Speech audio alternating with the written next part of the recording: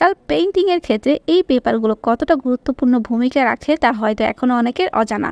আসসালামু আলাইকুম, যে যেখান থেকে দেখছেন আশা করি সবাই ভালো আছেন। দেশের এমন পরিস্থিতিতে নরমালি যে রিলেটেড ভিডিও দেয়া হয় সব সময়, আজ অন্য ভিডিও নিয়ে হাজির হয়েছি আপনাদের সামনে।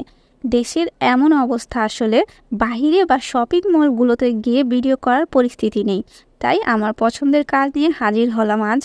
অনেকে স্টেন্সিল কোথায় পাওয়া যায়, দাম কেমন, বা স্টেন্সিল পেপার দিয়ে কীভাবে কাজ করে তা জানতে চান।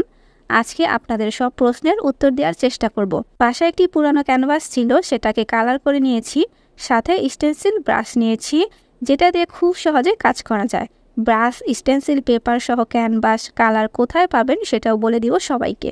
এখানে আমি অ্যাক্রিলিক কালার নিয়েছি দুটো, ব্ল্যাক এবং পিঙ্ক কালার। এই কালার সম্পর্কে মোটামুটি সবার আইডিয়া আছে। অ্যাক্রিলিক এই কালারগুলো কিছুটা ঘন হওয়াতে স্টেন্সিল পেপার দিয়ে কাজ করার সময় একদম পারফেক্ট ডিজাইন চলে আসে। আমি যে ক্যানভাসটি নিয়েছি আজ সেটা 4x4 ইঞ্চির ছিল। স্টেন্সিলের এই পেপারগুলো সেম সাইজের মধ্যে, তো আমি কনফিউজড ছিলাম কোন ডিজাইনটি করব, তাই সবগুলো দেখছিলাম। এখন যে সাইজের স্টেন্সিল পেপারগুলো দেখাচ্ছি এগুলো 60 টাকা পিস। যাই হোক, আমি এই দুটো ডিজাইন নিয়েছিলাম, এরপরও কনফিউজড ছিলাম ক্যালিগ্রাফি করব নাকি অন্য ডিজাইনটি। দেন ভাবলাম ক্যালিগ্রাফি করি। প্রথমে ব্ল্যাক কালার দিয়ে ডিজাইনটি তুলব।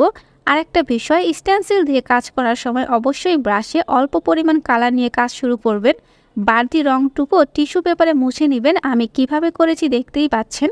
আজকাল পেইন্টিংয়ের ক্ষেত্রে এই পেপারগুলো কতটা গুরুত্বপূর্ণ ভূমিকা রাখে তা হয়তো এখনও অনেকের অজানা। যারা খালি হাতে পেইন্টিং করতে জানে না তাদের জন্য এই পেপারগুলো আদর্শ। ব্ল্যাক কালার দিয়ে ডিজাইনটি করার পর ব্রাশটি ধুয়ে নিয়েছি। এখন পিঙ্ক কালার এটার উপরে অ্যাপ্লাই করব। পিঙ্ক কালারটি এত পরিমাণ ব্যবহার করেছি যে একদম শেষ পর্যায়ে একদম অল্প পরিমাণ কালার নিয়েছি।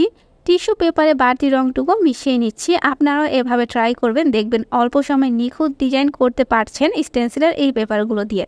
কত অল্প সময়ে একটি ক্যালিগ্রাফি ডিজাইন তৈরি হয়ে গেল। আপনারা যারা অল্প সময়ে এমন নিখুঁত ডিজাইন করতে চান তারা এই পেপারগুলো ব্যবহার করতে পারেন।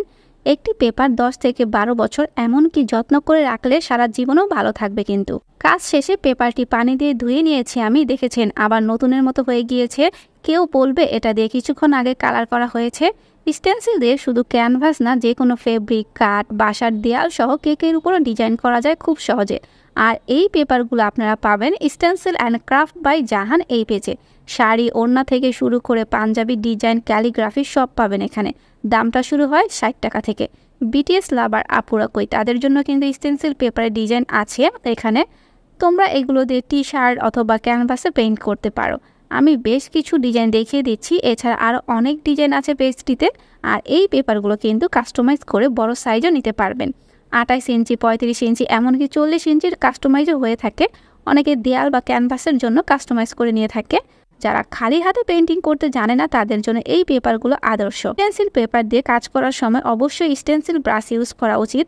আর শেষে পেপারটা পানি দিয়ে ধুয়ে রাখবেন। মোটামুটি সব ডিটেলস বলে দিলাম, সাথে দেখিয়ে দিয়েছি কিভাবে ব্যবহার করতে হয়। তো যারা স্টেন্সিল পেপারগুলো নিতে চান তাদের পেজ অথবা হোয়াটসঅ্যাপ নাম্বারে যোগাযোগ করতে পারেন। এই ছিল আজকের ছোট একটি ভিডিও। সবাই ভালো থাকবেন, দেখা হবে নেক্সট কোনো শপিং রিলেটেড ভিডিও নিয়ে।